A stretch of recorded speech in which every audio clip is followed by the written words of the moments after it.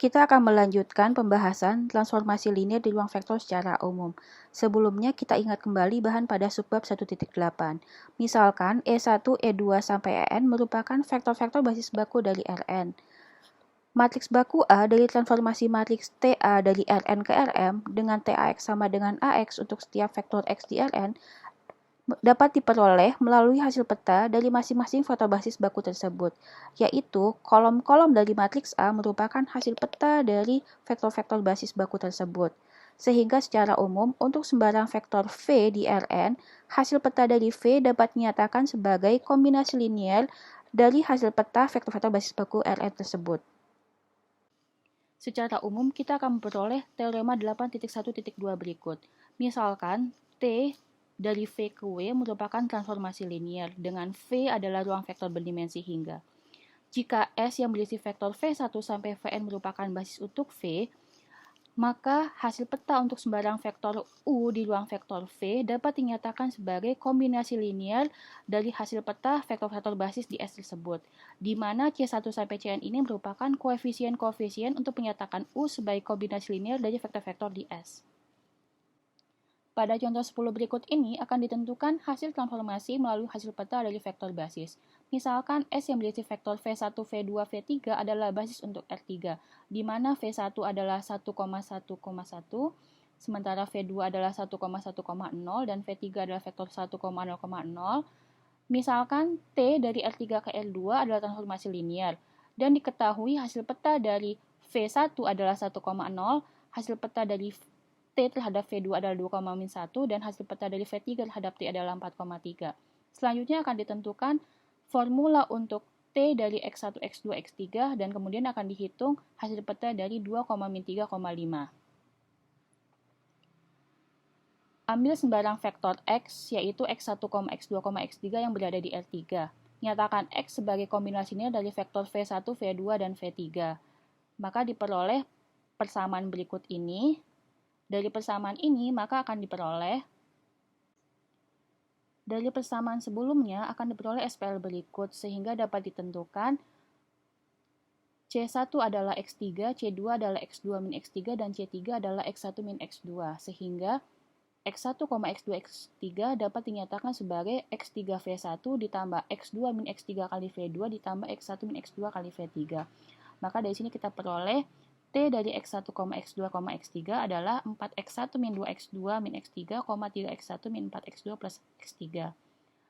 Jadi hasil peta dari 2, min 3,5 adalah 9,23. Berikutnya kita akan mendefinisikan apa yang disebut sebagai kernel dan range dari suatu transformasi. Misalkan T dari V ke W merupakan suatu transformasi linear, maka himpunan vektor-vektor di V yang dipetakan ke 0 disebut kernel dari T. Sementara himpunan semua vektor-vektor di W yang merupakan peta dari paling sedikit satu vektor di V ini disebut sebagai range dari T. Sebagai contoh, perhatikan transformasi matriks TA dari Rn ke Rm dengan TAX sama dengan AX untuk setiap vektor X di Rn dengan A adalah matriks berukuran M kali N, maka kernel dari TA ini akan sama dengan ruang 0 dari A. Pertama, kita buat TAX sama dengan 0. Berdasarkan definisi, TAX akan sama dengan AX, sehingga AX sama dengan 0. X yang memenuhi ini adalah X memenuhi SPL homogen, sehingga kernel dari TA akan sama dengan ruang 0 dari A. Sementara untuk range dari TA ini akan sama dengan ruang kolom dari A.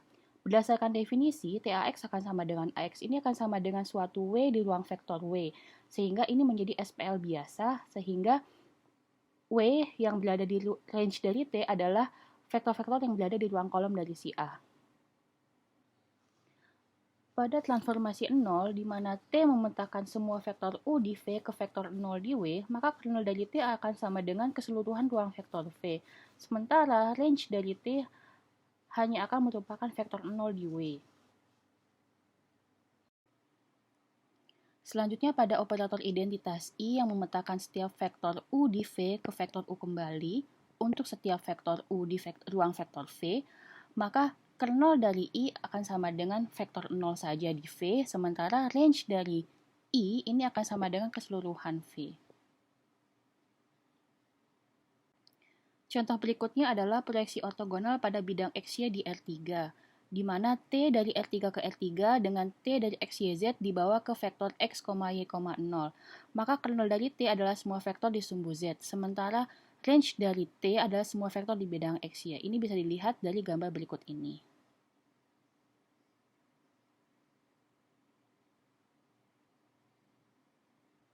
Berdasarkan definisi dari kernel dan range dari suatu transformasi, maka diperoleh teorema 8.1.3 berikut, yaitu jika T dari V ke W merupakan transformasi linear, maka kernel dari T merupakan superuang dari V. Begitu juga untuk range dari T, ini merupakan superuang dari W. Untuk menunjukkan kernel T merupakan superuang dari V, maka terdapat beberapa hal yang perlu kita tunjukkan.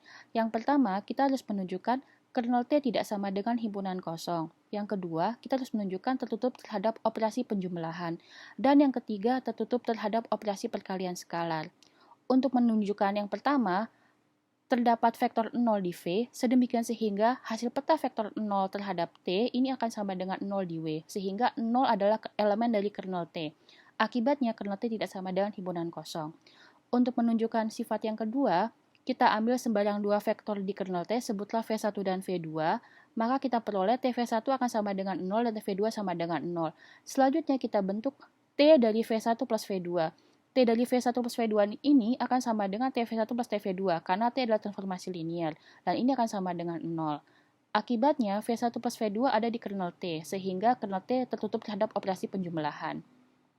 Dan yang ketiga, untuk menunjukkan tertutup terhadap operasi perkalian skalar, ambil sembarang vektor V1 di kernel T dan skalar K, maka kita peroleh T dari KV1 ini akan sama dengan K kali TV1 karena transformasi linear, dan ini akan sama dengan K kali 0, dan ini akan sama dengan 0, sehingga akibatnya KV1 berada di kernel T.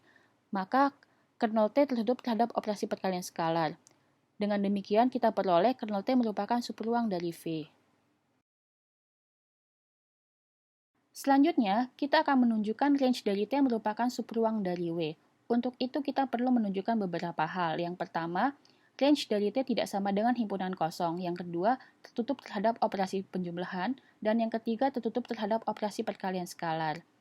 Untuk menunjukkan range T tidak sama dengan himpunan kosong, kita tunjukkan terdapat vektor 0 di W, sedemikian sehingga T0 akan sama dengan 0 di W. Untuk suatu vektor 0 di V, maka 0 akan menjadi elemen dari range T, sehingga range T tidak sama dengan himpunan kosong. Untuk menunjukkan sifat yang kedua, kita ambil sembarang dua vektor di range T, sebutlah W1 dan W2, maka akan ada vektor AB di V, sedemikian sehingga TA sama dengan W1 dan TB sama dengan W2.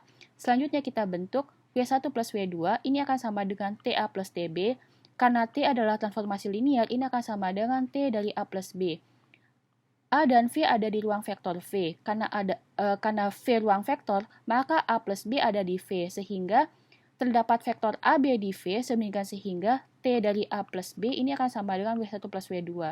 Sehingga W1 plus W2 ada di range T. Maka range T tertutup terhadap operasi penjumlahan. Dan yang ketiga, kita ambil sembarang vektor W1 di range T dan skalar K, maka akan terdapat vektor A di V, sedemikian sehingga TA akan sama dengan W1. Selanjutnya kita bentuk KW1. KW1 ini akan sama dengan K kali TA. Ini akan sama dengan T kali KA, karena T adalah transformasi linear, maka terdapat vektor KA di V, sedemikian sehingga T dari KA akan sama dengan KW1, sehingga KW1 berada di range T. Maka range T merupakan superuang dari W.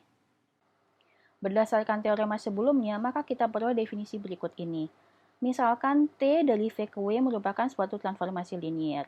Jika range dari T berdimensi hingga, maka dimensi dari range T disebut sebagai rank dari T. Sementara jika kernel dari T berdimensi hingga, maka dimensi dari kernel T disebut nulitas dari T.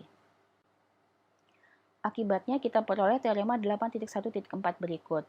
Misalkan T dari V ke W merupakan suatu transformasi linear dari ruang vektor berdimensi hingga V ke suatu ruang vektor W. Maka range dari T akan berdimensi hingga dan rank T ditambah nulitas dari T ini akan sama dengan dimensi dari V. Ini merupakan generalisasi dari subbab 4.8 tentang rank, nulitas, dan ruang matriks dasar.